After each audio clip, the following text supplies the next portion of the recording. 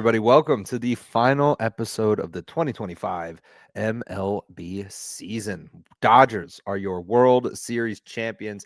As much as I am not happy about it, they deserve it. They played pretty well. However, statistically speaking, they didn't really impress other than Yoshinobu Yamamoto, who ended up winning the World Series MVP, much deserved. He was absolutely dominant the entire postseason. Like, he crushed it.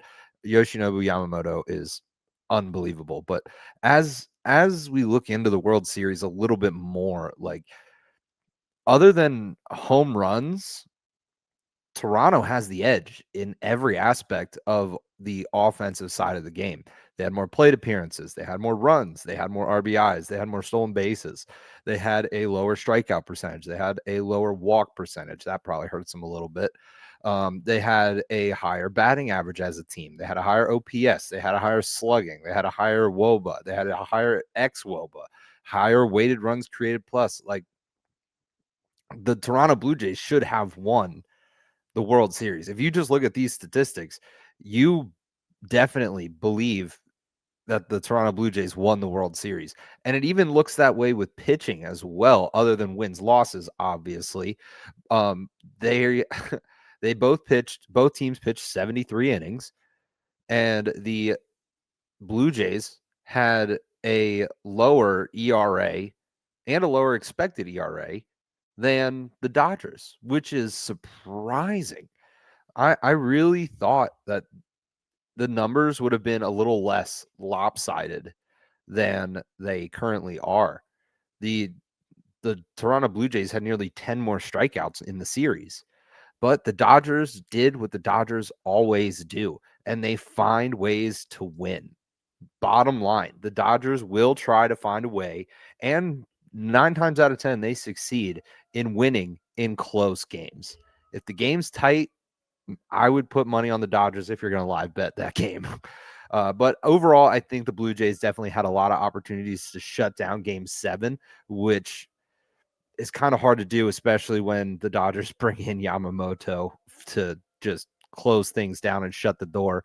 And he did just that. He limited every opportunity, stole every chance the Blue Jays had to even come close to winning the World Series.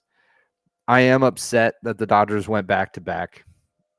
I just am not a Dodger fan, but credit is due to the Dodgers for building a team that was expected to win the World Series, and they accomplished that goal of winning the World Series against a very good team in the Toronto Blue Jays. I definitely think the Blue Jays are going to be a team to watch out for next year.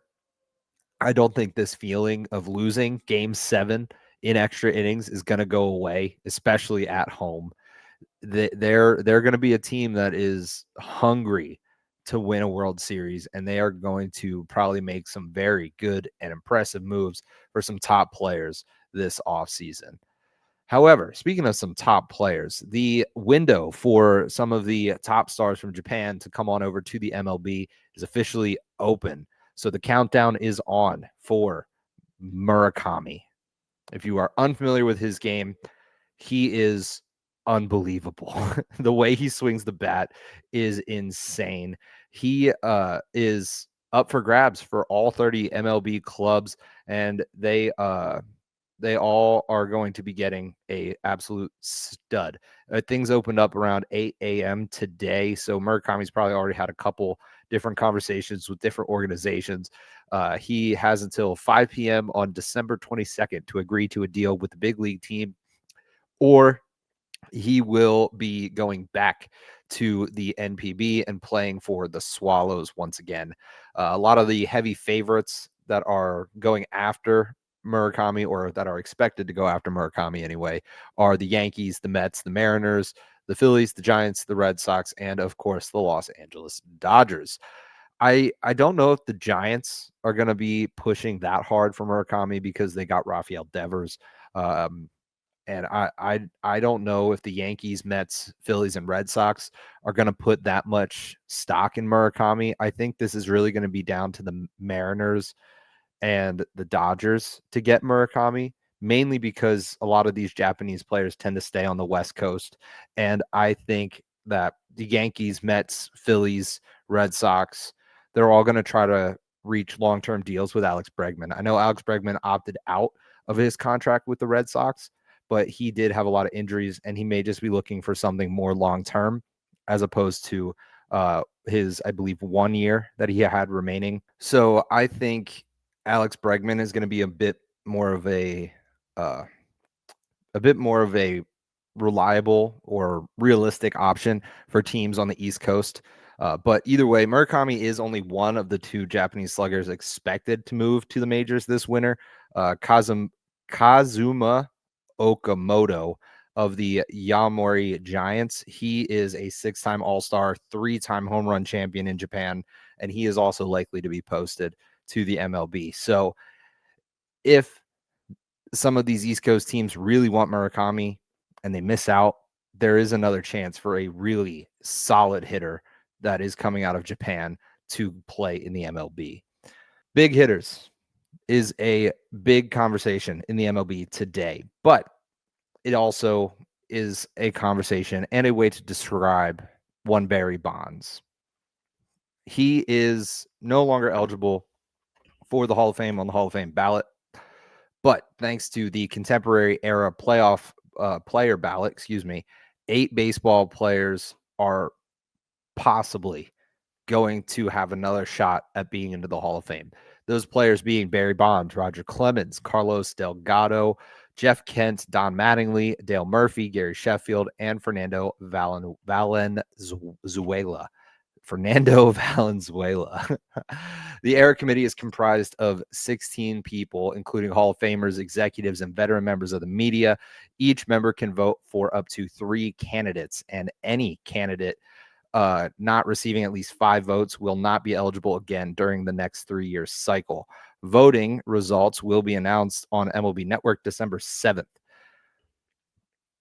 I'd be voting for Barry Bonds. I'm sorry. I know a lot of people probably wouldn't, and it's a controversial topic and a weird thing that people don't want to say out loud, but I really don't care. Barry Bonds, I think, is without a doubt a Hall of Famer. Yes, he used steroids, but he was hitting home runs off of guys using steroids over the heads of guys who were using steroids, and guys were stealing bases using steroids against catchers who were also using steroids.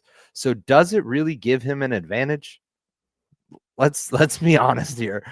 I don't know how much of an advantage Barry Bonds actually had, and I think he probably would have achieved his mark of home runs regardless of using steroids.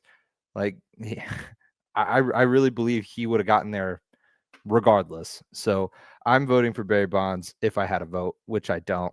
I'd vote for Barry Bonds, Roger Clemens, and Don Mattingly. Those would be my 3. I like Don Mattingly. That's really the only reason I'd vote for him. I haven't done a deep dive yet into the stats of these 8 guys. I know Jeff Kent was unbelievable. Gary Sheffield was a great ball player. But for me, Barry Bonds, Roger Clemens, and Don Mattingly, they are without a doubt, hands down, Hall of Famers. And the fact that they're not in the Hall of Fame is a bit upsetting to me.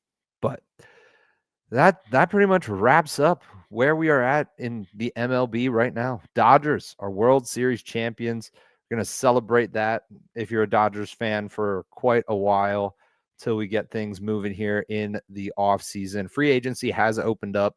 Not a whole lot has really occurred quite yet. Just a couple opt-outs, couple opt-ins, a few minor leaguers re-signing for another year on minor league deals. Couple renewed contracts, a lot of guys coming off the 60-day IL. That's pretty much all we're doing right now.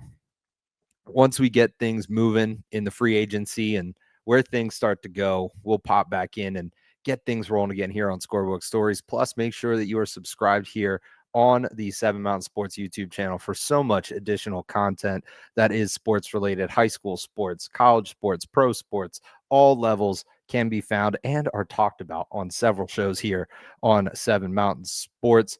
And who knows, I'm in a couple different conversations, a few group chats. Maybe we can get some pretty awesome guests to come in and talk some baseball throughout the off season here on Scorebook stories. So make sure you're subscribed right here on the Seven Mountain Sports YouTube channel, or make sure that you are following along on whatever podcasting platform you absolutely love.